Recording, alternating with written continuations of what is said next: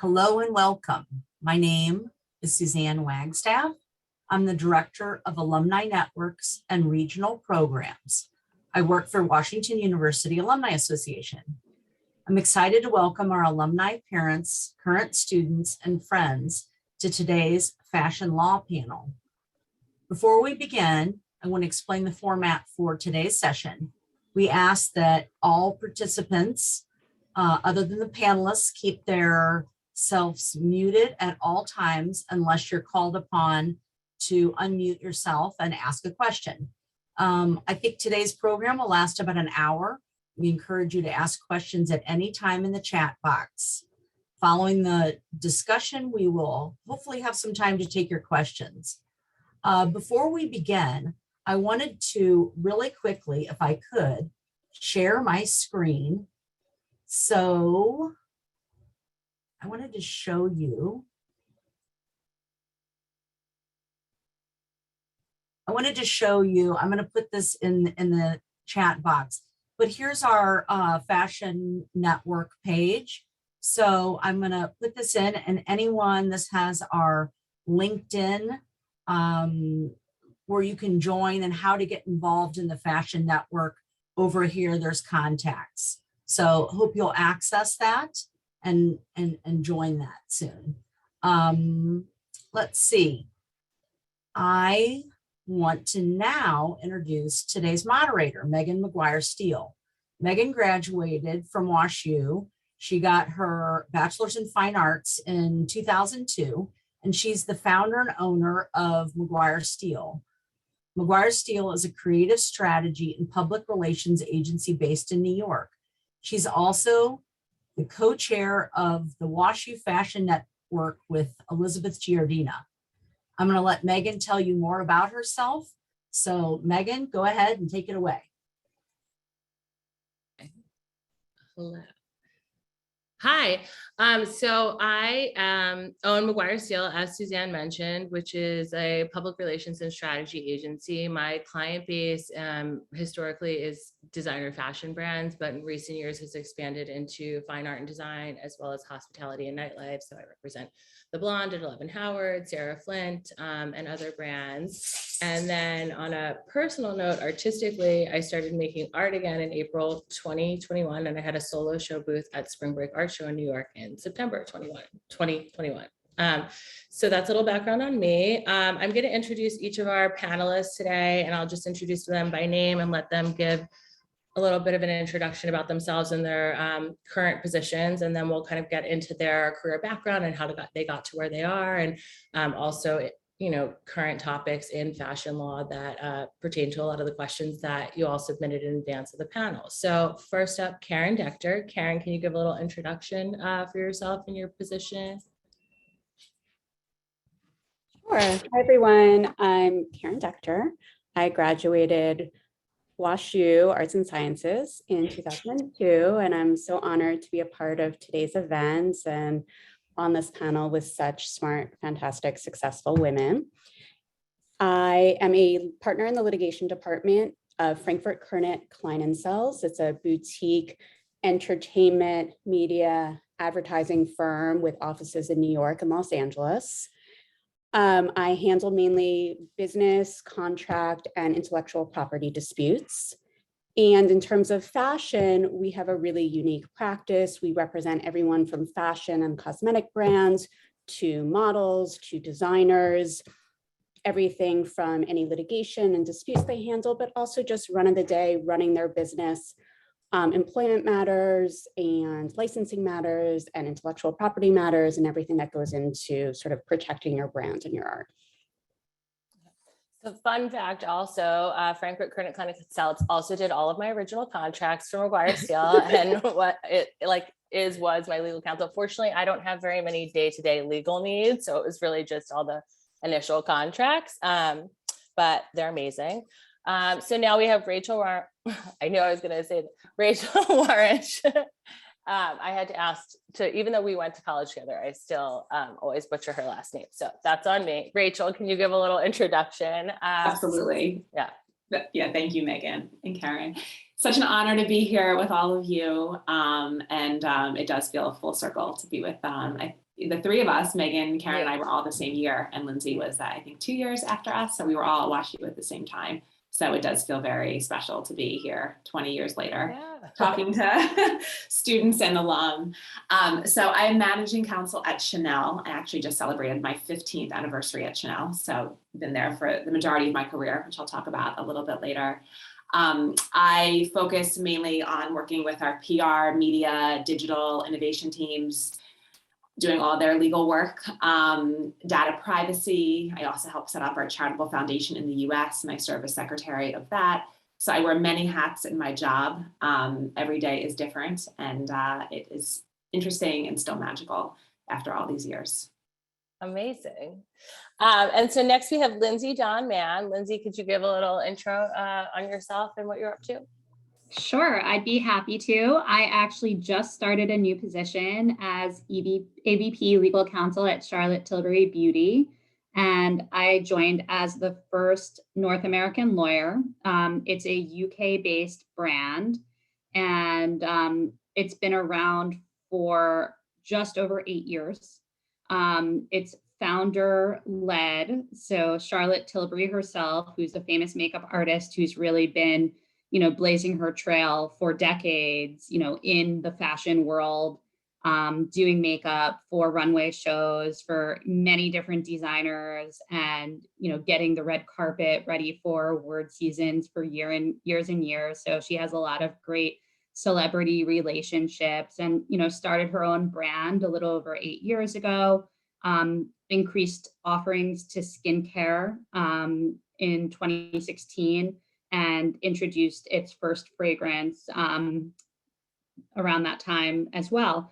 And, it's just really great to be part of a young, growing brand. In addition to being responsible for all North American legal issues, I'm also part of the global team, and it dovetails nicely into the global work that I did for Calvin Klein for almost a decade before that. So I was about 9.5 years with Calvin Klein, then made the move to Charlotte Tilbury, and really happy to be here, with such distinguished alumni like myself. And thanks so much for having me, and look forward to speaking and having a great conversation with you all. Amazing. Okay, I'm going to dive right into questions. We have a lot to cover because you're all very accomplished and have a lot to share with our audience. So first question was just, what is your career trajectory? What made you decide to pursue law? And also one of the questions that came in specifically, I think, Lindsay, you did a JD MBA program, and people asked about that and how that sort of impacted the trajectory you took. So if we could just kind of go through each person and talk about, did you go to law school right away after WashU? Did you work first and then go back? What was the trajectory? And I guess a lead into that would be also from a law school perspective, is what you chose to specialize in law school what you ended up working in? And maybe that's a naive question because maybe you have to. I don't know the full trajectory of what I have a lot of lawyer friends and friends who went to law school, but they're more in sort of tax and other more corporate areas. So it'd be good to understand from the fashion perspective, if you were always working in more creative categories of law, or if that's sort of where you ended up based on your own career path. So whoever wants to dive in first.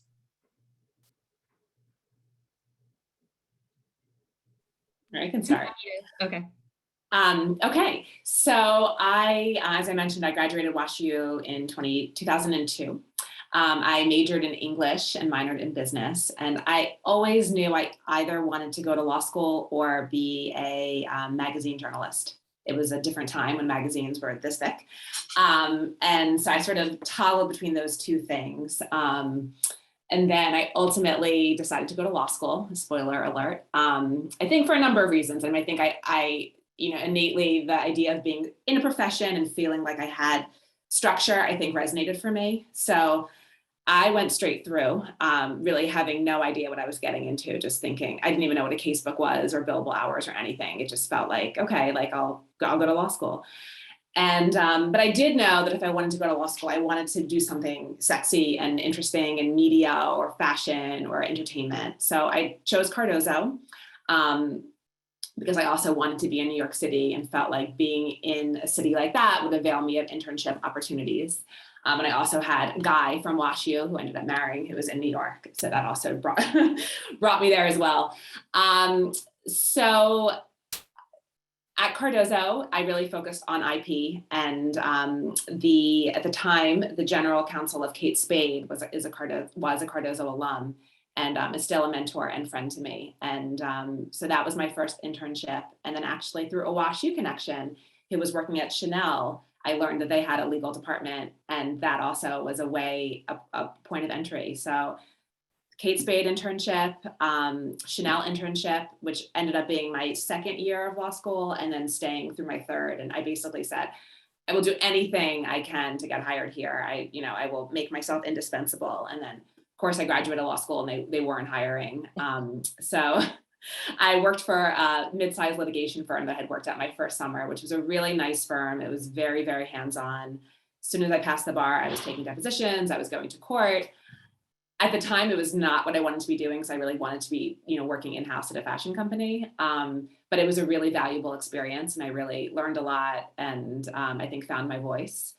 And then what still feels like a miracle, I was on the steps of the courthouse in downtown New York, and the GC at Chanel called and said, we have an opening. And within a few weeks, I had the job. So that was 2006. So I was working at the New York office for a number of years, and then my husband ended up getting a job in Los Angeles. So we decided that it was the right opportunity, and we wanted to be in a different city. And I was able to work out with my company working remotely, initially just on a very limited consulting basis, because it was very unprecedented at the time. And then I ended up coming back full-time in 2011, and then have been working remotely ever since. So one silver lining of COVID for me was that there had been more and more people working remotely in general. I think it became more of a norm, but then overnight it really became the norm. And having this experience of everybody being on their device, and the company really embracing technology in a way that people hadn't before, because we hadn't had to, was a game changer. So that is, like I said, was a silver lining. And it's been a really interesting ride. And I do feel very grateful. And like I said, it's, every day is different. And I think there's something to be said for working for a company that's doing really interesting, creative things. And yet I'm still, at the end of the day, I'm still doing legal things. So documents, non-disclosure agreements, reading the fine print. So, I always tell people, even though it's fashion law and there's a glamour to it, it's still, all of the nuts and bolts of being a lawyer. Yeah. Well, you were very, very ahead of trend on the work from home. So it's good that that's working out. Karen, do you want to tell us a little bit about how you got? Sure. So I think I'm the more traditional law firm type on the panels, so I can sort of explain, but I feel like I found a really special niche where I am at my current firm. So I was a double major at WashU in psychology and in history. And I wasn't really sure what I wanted to do. And so I tried to find a job that I thought maybe I wanted to do child psychology or some sort of social work, or maybe I wanted to go to law school. My mom is a lawyer, and I had a really strong example there. And as much as I didn't want to become my mother, I'm sort of, you see where this story ends. So I got a job at a foster care agency doing doing casework for medically fragile foster children. And what was unique about that position, obviously has nothing to do with what I'm doing right now, but it really had a psychology social work component as well as a legal component, in that I was going into court a lot and advocating for these children. And what I realized about myself, and taking a moment before going straight to law school or to grad school, is that I'm a real problem solver. I really like to understand what the solution is. And I realized that having a law degree gives you such a privilege and ability to really fix problems or help people fix problems in a way that they can't do themselves. So I knew that if I was going to be a lawyer, though, I wanted to do something more creative and different and not work, hundreds of hours in a room by myself, reviewing documents. So my first good idea was to go to law school at Berkeley, which if anyone is considering law school, definitely put it on your list. It's a really special place. And because of its location in the Bay Area and proximity to Silicon Valley, it has a very vibrant intellectual property program and clinics and all sorts of stuff. And ultimately, my family's from New York. I'm currently in New York City. I ended up moving back, and I did do the more traditional somewhere at a big law firm, go work at a big law firm for a couple of years. And ultimately, when I thought about where I wanted to be in 5 years, it wasn't necessarily working for banks and insurance companies exclusively. Again, I said, that's not really why I went to law school. I really want to be in a more creative space. And I also wanted to find a place that I could see myself long-term. When I decided to start a family and, as a young woman, sort of where I could see myself, where it could be doable as a working mom, right? And so I asked a couple people, where do you know people who are happy? And one of the people is actually one of Rachel and I's joint friends, Jeremy Goldman. And he said, I'm at this firm, it's really great, you should apply. And I didn't really know about it beforehand. And it's about 100 lawyers, which for me is a really nice size. And they really have a niche in this entertainment, media, advertising firm that's really unique. I think for those of you in law school who are exploring law firms, if you go to these big firms, a lot of times there's like one person maybe who might do some work, but maybe it's just the M&A work or something like that. But this is really a firm dedicated to doing work in this field. And we get to work with fabulous clients like Megan, who are working on building their brand and building their business. And we work with people like Christian Siriano, who's expanding in all different ways, and people like Marcus Samuelson, who wants to, has a restaurant empire, but also selling dishes and going into other industries. And, we just get to help people grow their companies and grow their brands and protect what they've worked so hard to build. And that's what I love doing. Sorry, I have to unmute myself. And also, I'm not sure if this is still a client and this is already public news, but I know that you guys worked with Bureau Batak for many years and they just went through sale and merger. And so that, which was all, in the press and whatnot, which is one of, the best fashion production companies. And also you've worked with Full Picture in the past, and they have a lot of diversified interests because they're also in film and television production. So when I was looking for lawyers, I know that your firm was one of the few agencies that really had that much of extensive specific fashion experience in all the different sort of categories of fashion, which I think is unique. Lindsay, can you tell us about yourself?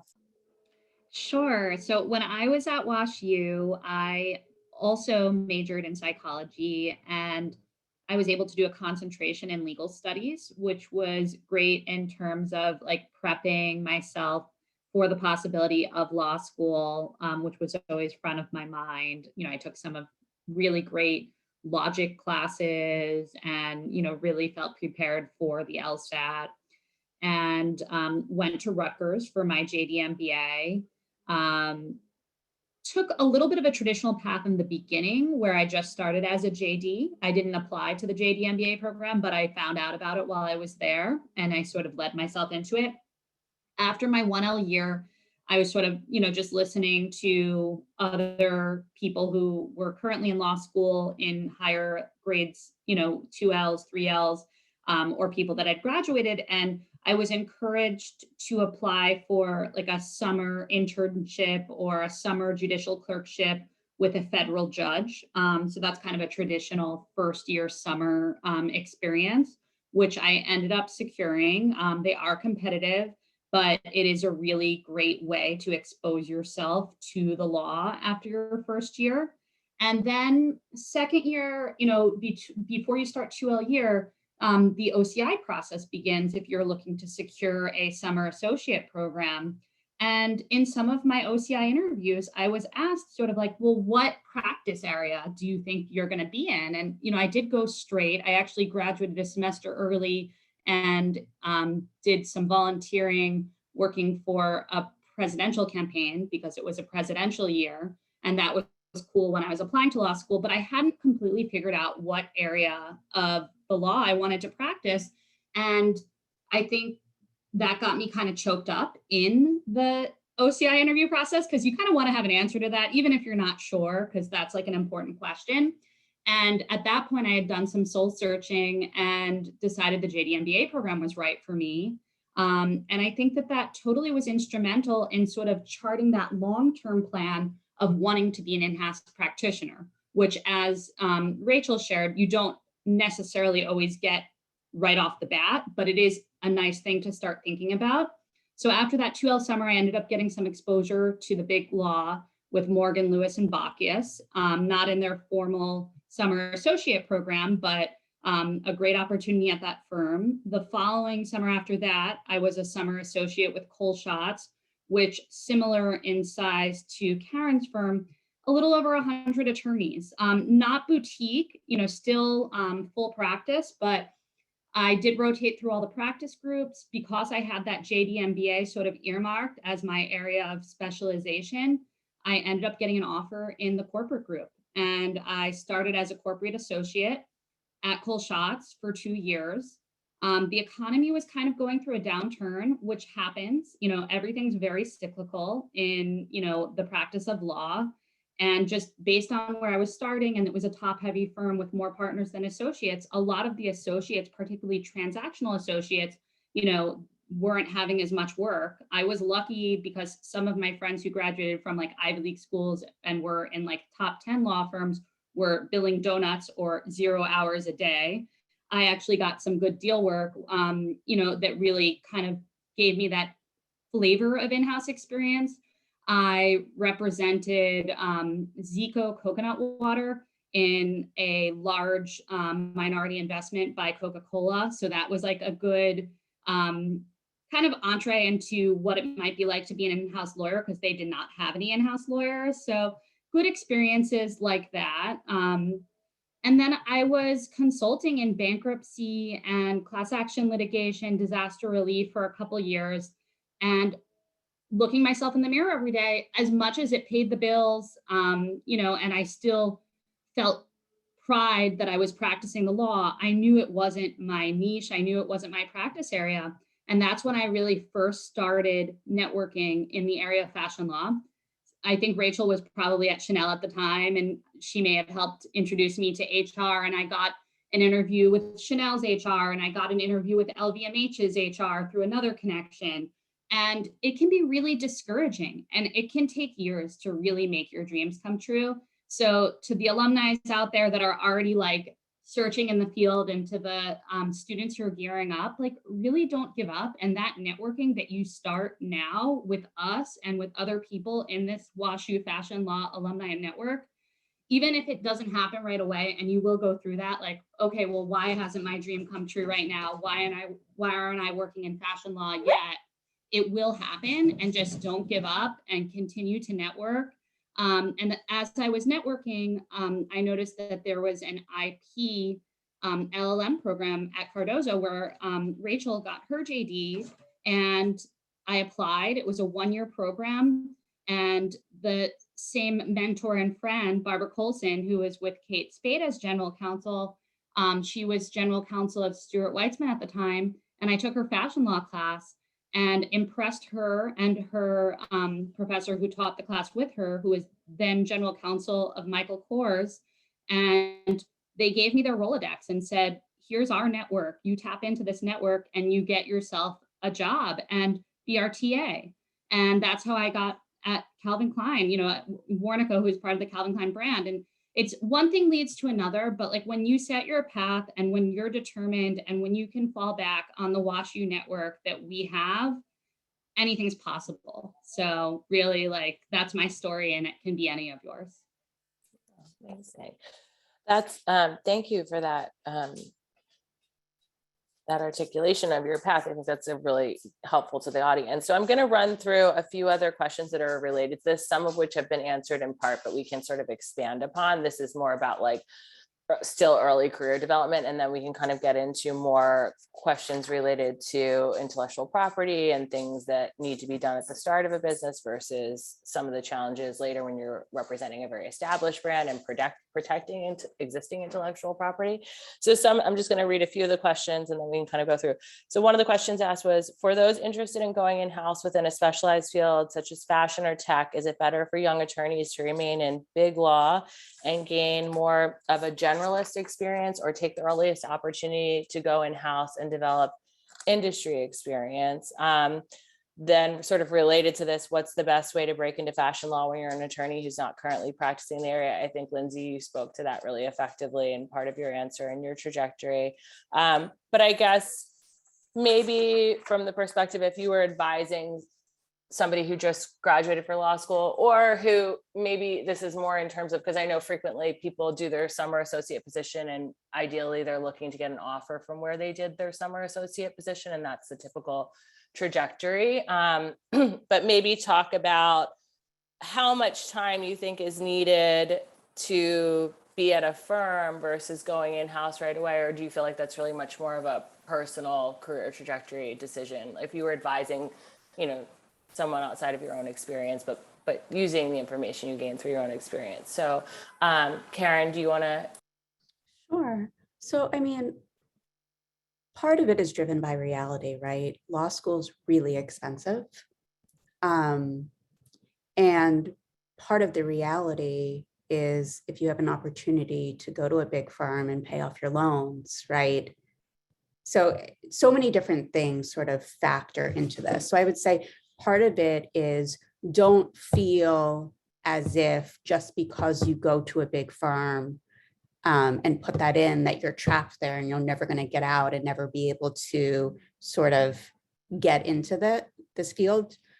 There are firms that represent Gucci and represent these companies, represent Chanel. I'm sure, Rachel can speak about all the many, outside counsel that she works with, and the same for Lindsay. So I think it's important to see the long game for your career.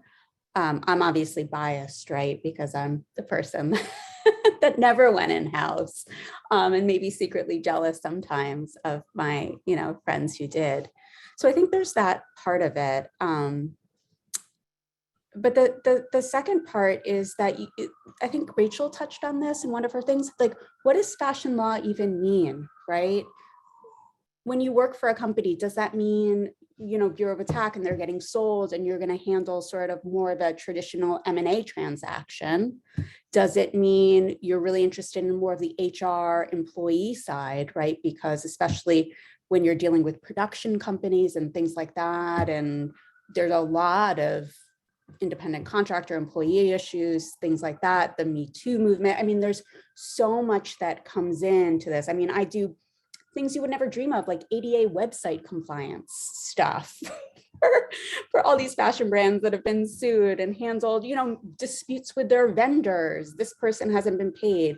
And then we do sort of somewhat of the more sexy, we're doing this shoot on this remote beach in Malibu and we need to pull the permits and make it happen and sort of create this whole wonderful thing. And then you do the trademark prosecution. So I think part of it is also like, what is it about fashion law or entertainment law that drives you to it? And I think from there, if it's more of the traditional M&A type stuff, I think people will want to see perhaps, a big law firm on the resume. If it's more the like real industry specific, how a company's run, I think you can get away with never going to a law firm if you're able to do it. I will say that it is really helpful having worked for a law firm. As you just touched on, Karen, when you work in-house, you're working with outside counsel, and sometimes you get hit with bills that are, multiples higher than you thought they might. And having worked at an outside, not Karen's bill, never Karen's bill, but certain outside counsels, you're just like, wow, like this shouldn't have taken this long. So understanding, what it takes to do certain work is really helpful. And I think practically, it is unusual. I think you're an outlier if you go straight in-house, but like you sort of sometimes when opportunity knocks, you take it. So if that's your path and that works out for you, fantastic. But also there's pay scale differences. So, like you said, if you're really looking to pay back, multiple student loans, or financially you're in a position where, salary really is important, certain big law firms will give you a much higher pay scale than you can get in-house. And, there's obviously different pressures and expectations in terms of the billable hour and, what's expected for you in terms of what your normal work week looks like and how many hours are expected of you. But it is a common misconception that in-house lawyers have a cushy job. And I'm sure Rachel and I can discuss that that's not always the case. And sometimes we do work akin to the law firm partner. So, there's a lot of pluses and minuses, and, both are great, and really respect, everyone's career, who's here speaking today, and all are great options. I will echo both what Lindsay and Karen said. I think everything there I 100% agree with. I will quote what a mentor once said to me, in that there are many paths to excellence, which has become a bit of a mantra for me. And I think it's true. I think Karen was saying, there's not one way to do it, and it can really depend on circumstances. And I remember when I was in law school, sort of getting the message, if you want to go in-house, you have to go to a big firm, work 10, put your time in, work 10 years, and then maybe you'll have some client that can then bring you in. And that just, for me, that was like, that's not going to work. That, it was a very tough job market. There weren't a lot of big firm jobs to be had. So that wasn't even if I wanted that to be my path, that wasn't the path that I was going on. So I was laser focused and really focused on internships during law school. So I think that to me was a huge opportunity and game changer. So that was my path, the internships. I probably, had I had the opportunity right after law school to go straight in-house, I would have 100%. And yet, to Lindsay's point, I think having that firm experience was really, really valuable. And, I wouldn't have changed that for the world now that I know how it all had worked out. I think the big firm experience, if it's available to a person, I think it is like the ultimate finishing school after law school, because those firms have the resources to really do the training. It's a gold star on one's resume. So that, I think there are many different ways to do it, but I think the key is to really sort of think about what your long-term vision is and where you really want to be, and keep your eyes on the prize, knowing that you can't, the path can be a bit circuitous and a bit tortuous, as in tort, as in law school, not tortuous, but it can be both. But there are many different directions it can go in. And then from there, knowing where you want to be, keeping the focus, keeping your networks up, then eventually it will lead to the right place. So that's my take on that. And I think just to also highlight the point that Lindsay said about life in-house, and definitely the pay scale can be very different. And the demands can be different. Not having billable hours is a huge relief. And yet also, the company is your client. So the pressure can feel more amplified in a different way. And I think also just the many hats that I wear it's exhilarating and keeps things interesting. And yet it also can be very stressful, and it can be feeling like I'm toggling between a lot of different worlds, and holding a lot of balls up in the air at the same time. So it's both an energizer and also can be a drainer. Okay, so next I want to dive into some of the questions that were submitted that discussed intellectual property, or also just sort of what are the most important things to do from a legal perspective at the start of a business versus when you're working with an established business. So, what would the recommendations be when you're launching a brand? I know for me, like I did all of my trademarking in advance, and it was important to me, especially as a service provider, to have really serious, detailed, official contracts, because in many ways, when you're providing a service, those contracts set the tone for the working relationship and are your leverage in order to ensure payment without having to take legal action. So I invested in all those sort of operational aspects. And, I have clients who in the emerging designer space will launch businesses and then tell me oh yeah, I'm trademarking now. And I'm like, what do you mean now? Oh, you didn't do that, in the beginning. But, I think there are different, so basically what would be your best advice for somebody who's launching a business and the things that they should look at versus without having to go into too much detail, respecting your current positions. There's totally different challenges when you're representing an established brand and you're defending or protecting the intellectual property of Chanel versus like Charlotte Tilbury, which is sort of more maybe, let's say, mid-career to certain respects. So perhaps speak to, these are what you recommend the best practices for if I were to come to you and say I'm launching a fashion brand versus mid-career through to establish, and sort of what's happening in the market. And you could speak about it more broadly in that regard. So Karen, you probably maybe the firm maybe does more work with like launching. So you could speak to that. Sure, yeah. So we see clients in various stages of their evolution, but we do have a significant startup practice or people early in their careers. And what's fun for us is, making that early investment and really seeing their careers grow. And we've had clients at the firm that we've been with for 30 years. I think we've been representing someone like Aaron Sorkin, since prior to the West Wing. So it's really fun to do stuff like that. So I think, Megan, what you touched on trademark stuff, I mean, that's one of the first things we work with. You don't want to find out after you've paid for a website and marketing materials and you're about to launch that there's another company in California in a similar space doing what you do, and then sort of trying to figure that out. So yes, it's a little bit of an extra cost up front, but there's ways to do it really efficiently. I mean, there's companies that specialize in doing trademark searches, and you can sign up and have them monitor your trademarks going forward. And if you are connected with people who do this all the time, you can have paralegals do it really cost effectively for you and sort of outsource that, which is what I recommend. And do you usually, because you have clients that are established but are exploring new product verticals, like what is usually the timing of that? And is it just on a per client basis, like in terms of what they're exploring? Like you mentioned, Marco Samuelson, or somebody who's looking at like other branded product categories, whether they'll do them licensed or whether they'll fund and launch them themselves. Because I think that also comes up with established businesses based on new categories.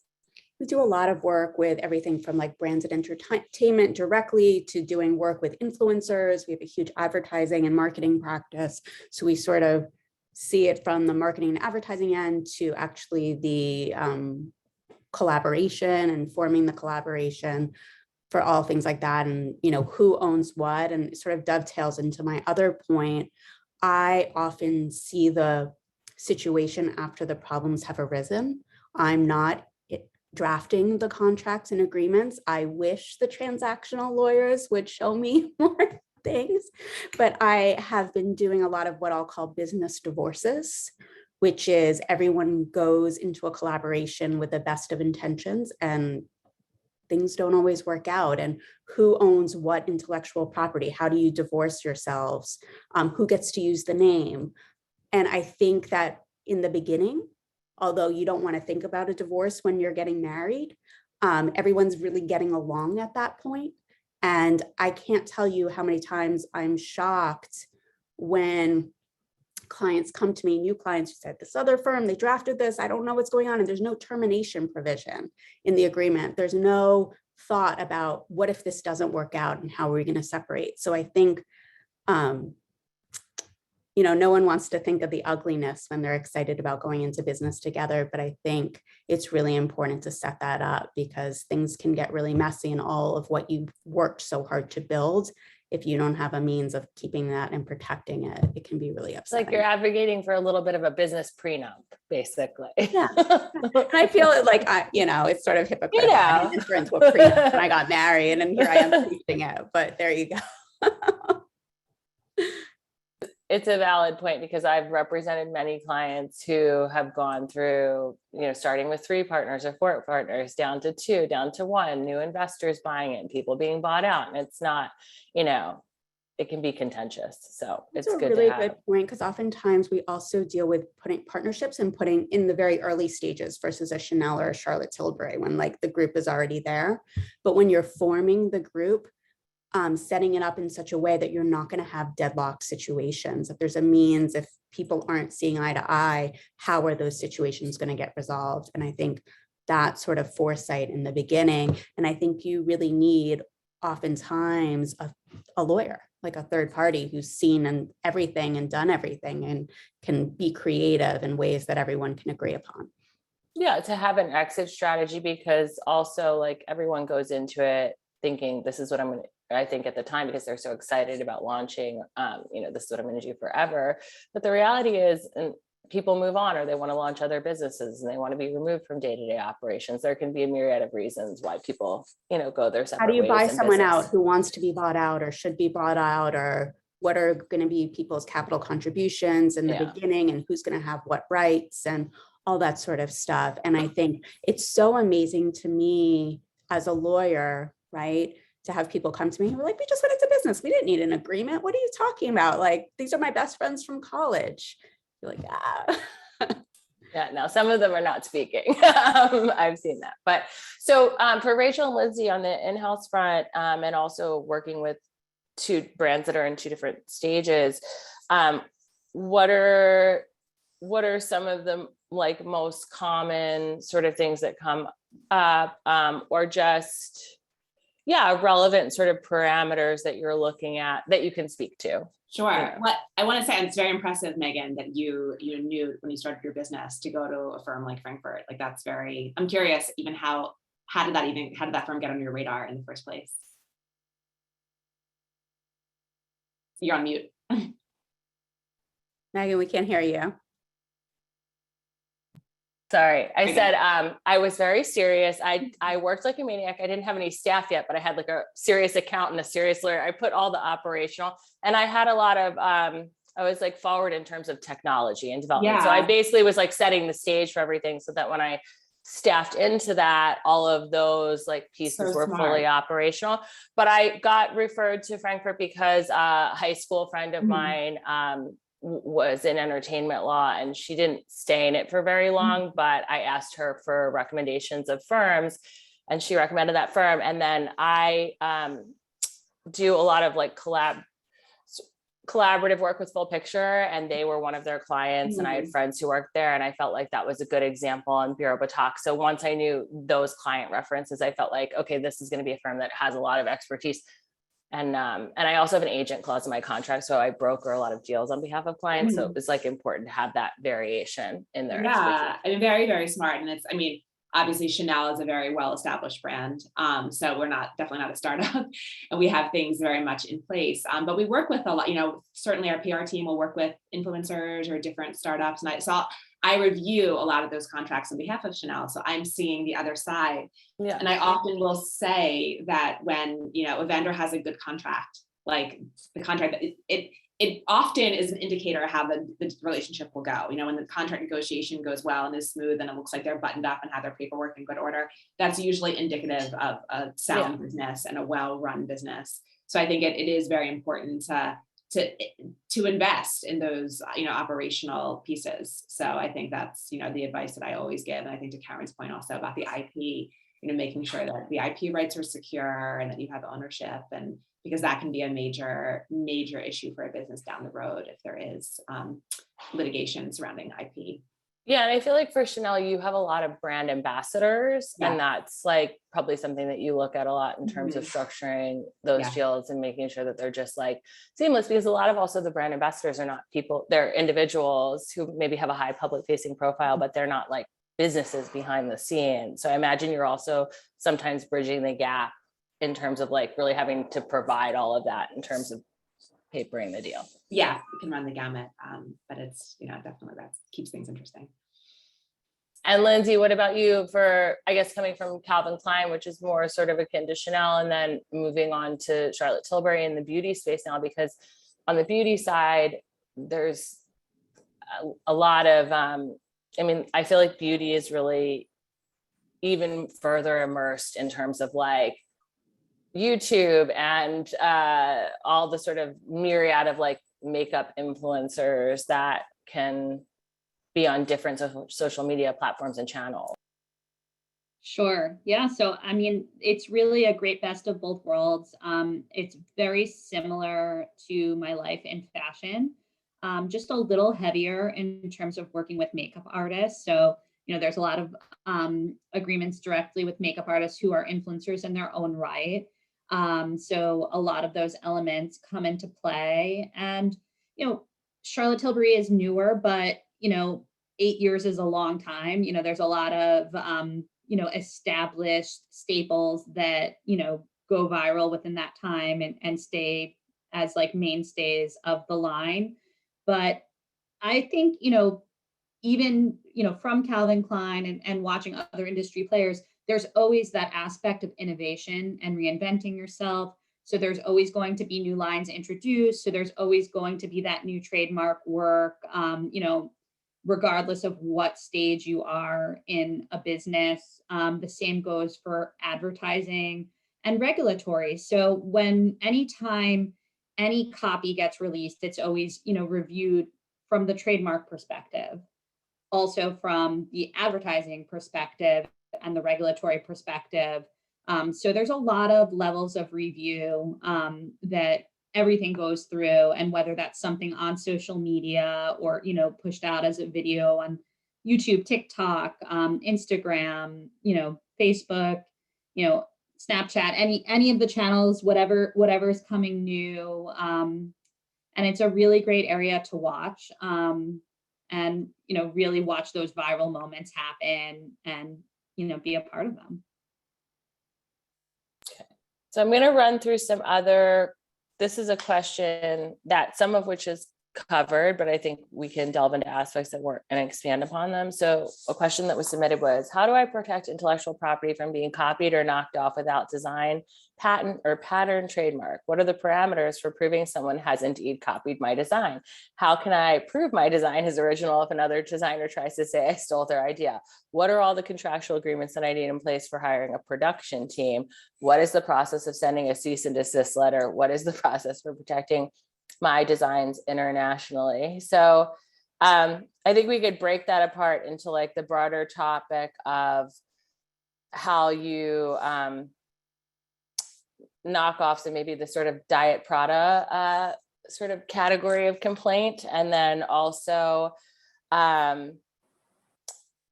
domestic versus international copyright, because obviously with the growth in Asia, the market in Asia over the last few years, and a lot of brands, I went through the process in the last 5 to 7 years of being only trademarked in the US, but not really trademarked internationally. And I know that can be a really challenging process. So whoever has experience in those two categories, feel free to chime in. Right, do you want to do the anti-counterfeiting sort of stuff? Sure. Yeah, when I was first hired at Chanel, I did a lot of anti-counterfeiting. I no longer handle that aspect of the business. But certainly, I mean, it's a big priority. I mean, counterfeiting is I wouldn't say it's the easiest thing to deal with, because it's not. It's, in some ways can be a whack-a-mole game, but it's clear cut. Like, it's clearly, there's no ambiguity that a counterfeit is illegal. It both is, criminal and civilly violating criminal and civil law. So, I think it's about having a program where, you attack it from different prongs with C&D letters, working with law enforcement, civil actions, and, working with investigators. So that, it's certainly, I think for any brand, it's particularly brands that are, grow very quickly. It's important because it can be very damaging. I think Kate Spade is a good example of that. And I think that's when they brought in their DC. I mean, they were seeing their nylon bags, I think is a good example of something that was,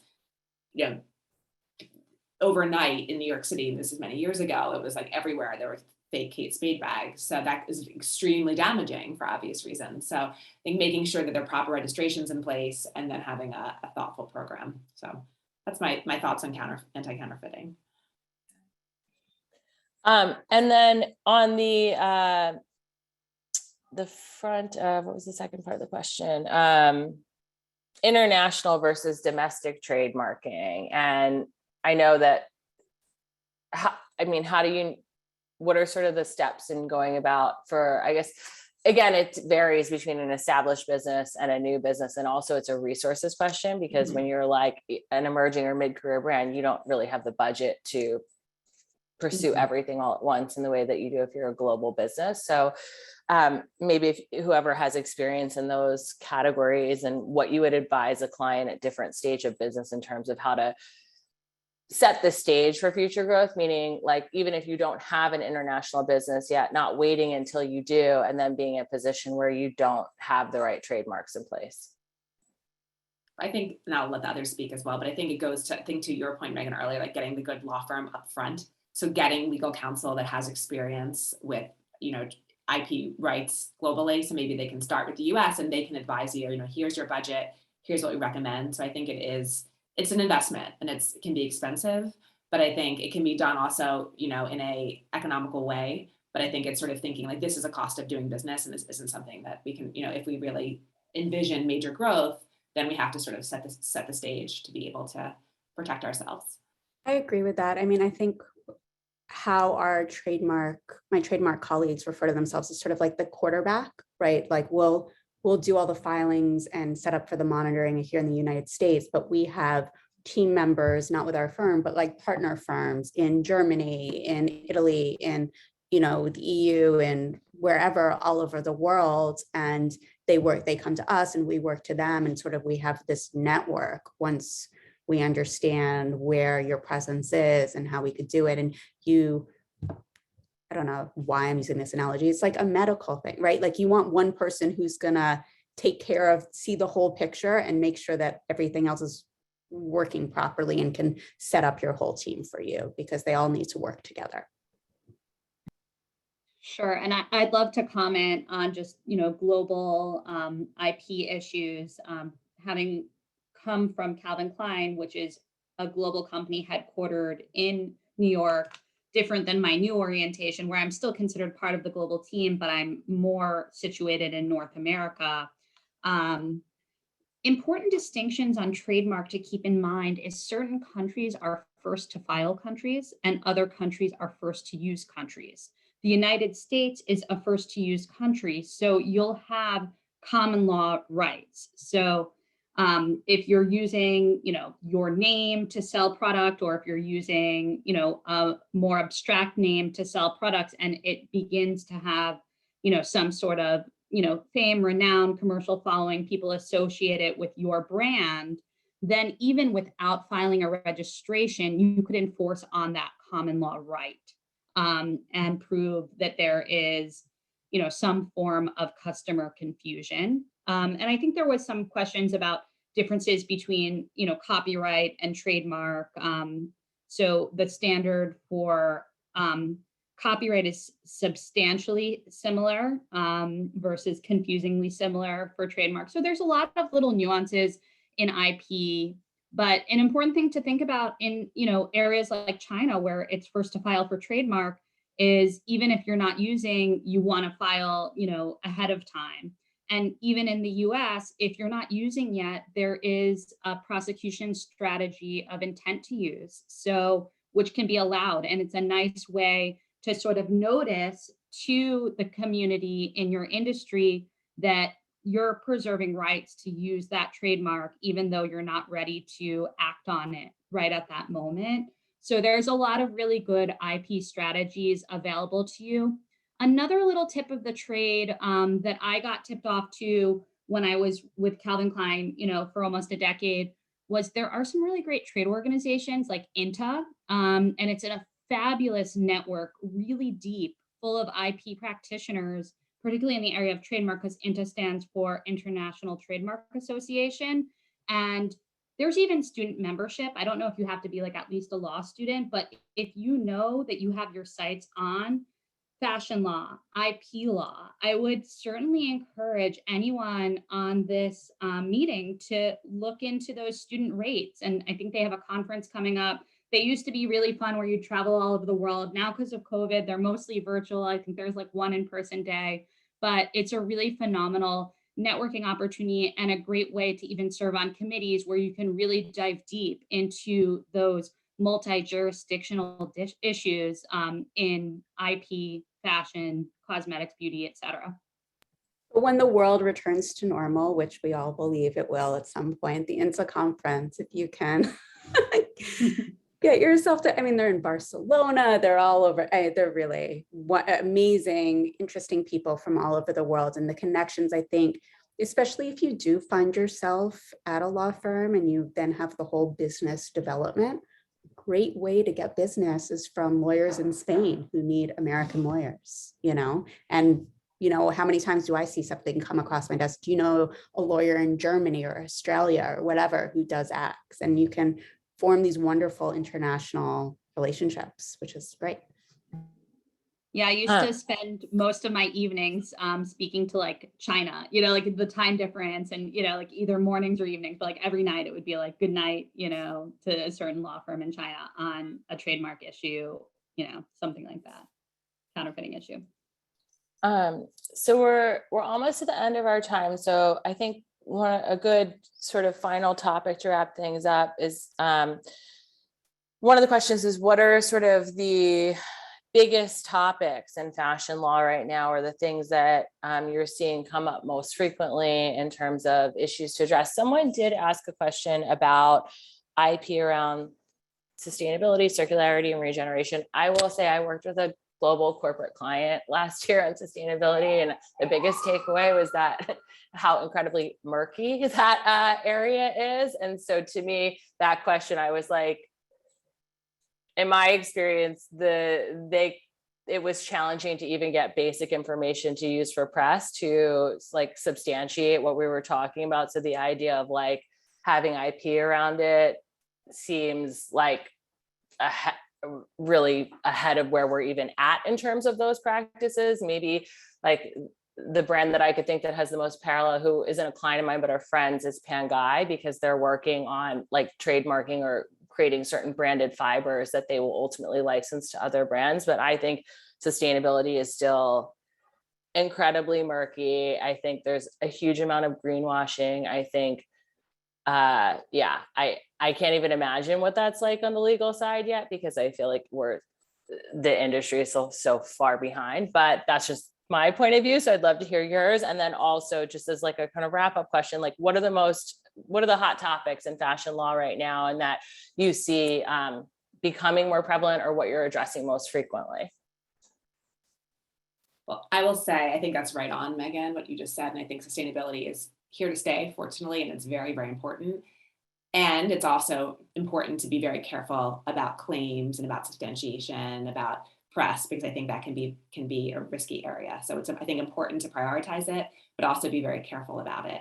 And then I think the other for me is data privacy. I mean, when I was in law school, that was not a topic people were really talking about, and that is huge and growing and interesting, and that's become a big part of my day-to-day. So I highly recommend anybody who's interested in any, not just fashion, any type of career. I think having an awareness and knowledge about data privacy and technology is very useful.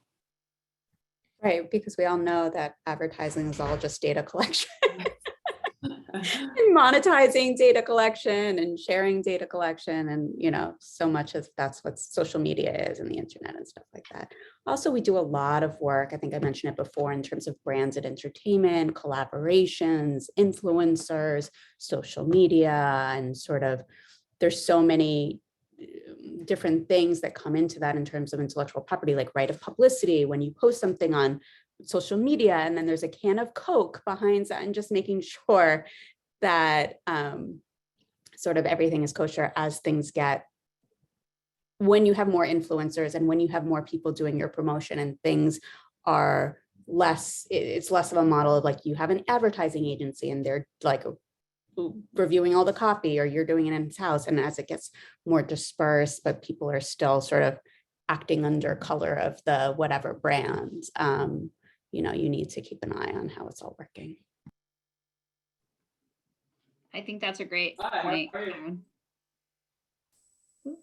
Someone have a question? Or, I think that's a great point, Karen. And I think that it's never black and white when it comes to law. So you could be entering an influencer agreement and you might think, okay, great, this influencer is posting on our behalf. And we signed an agreement with them, so we're fine. And even there may be indemnifications within that agreement that protect you, but you have to always recognize that when you are the brand, you have the target on your back. So if the influencer uses IP that they don't have the right to own, they're not going to necessarily come after the influencer if the brand's reposting it or if it's a hashtag ad situation. They're going to see the tag outs to your brand, they're going to see the hashtag ad, and they're going to come after you and be like, how did this influencer, so you share that liability, in terms of disclosure obligations under the FTC, in terms of, like you said, the can of Coke or, any other IP whatsoever that could be in an influencer's post.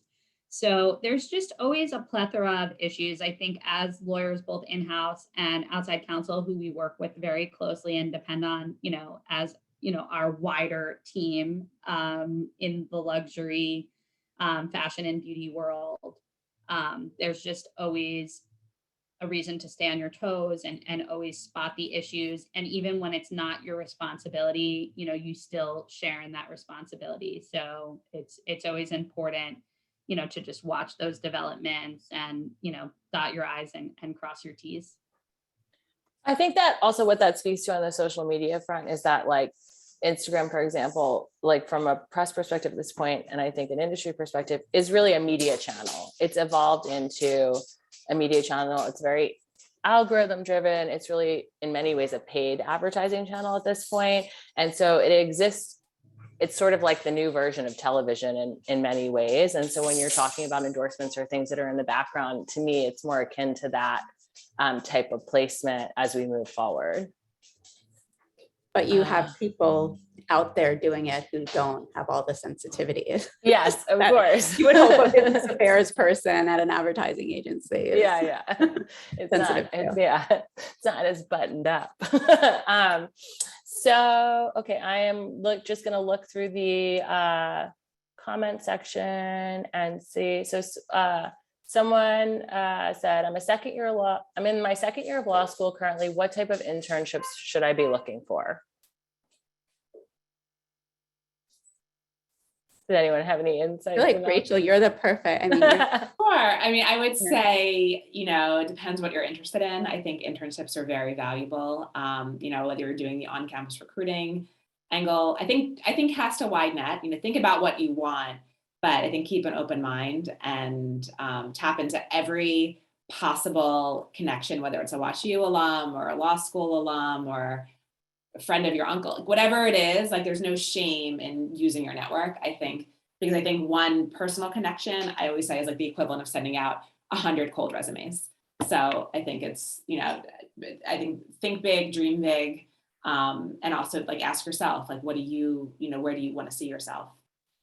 and the other thing, just to piggyback off of that, is that I think what the long-term value of these internships, yes, it could work out wonderfully and you can end up having your career there. And that's a really beautiful story in and of itself. But it's also really the mentors, right? The first place you land, most people don't go to one place and stay there their whole career. That's pretty unusual. Most people go from place to place, but it's, if you do have that internship and you do make that connection, drive that bus, like foster that, nurture, you know what I mean? Like, check in with that person.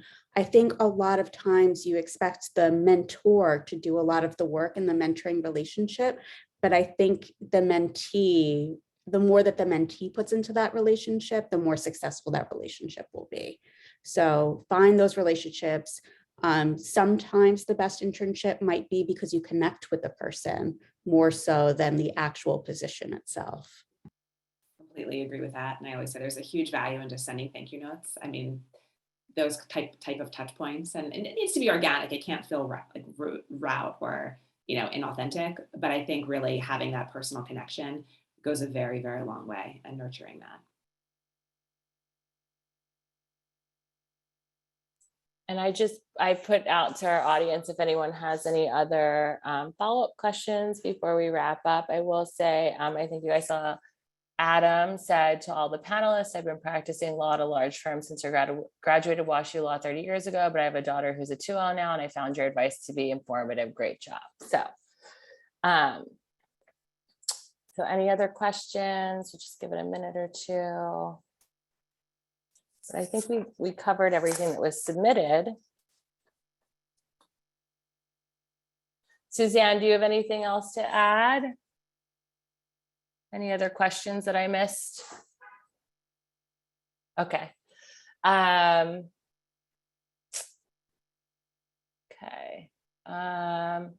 Yeah, I think we're good. So thank you so much, Karen, Rachel, and Lindsay, for being on the panel today. I think that the information you shared was really helpful to the audience and gave people a lot of points of entry, regardless of what stage of career they're at. And so thank you for your time. Thanks for having us. It was a lot of fun. Bye. Good luck, Bye. Take care, everyone. everybody. Thank you. Thanks, everyone.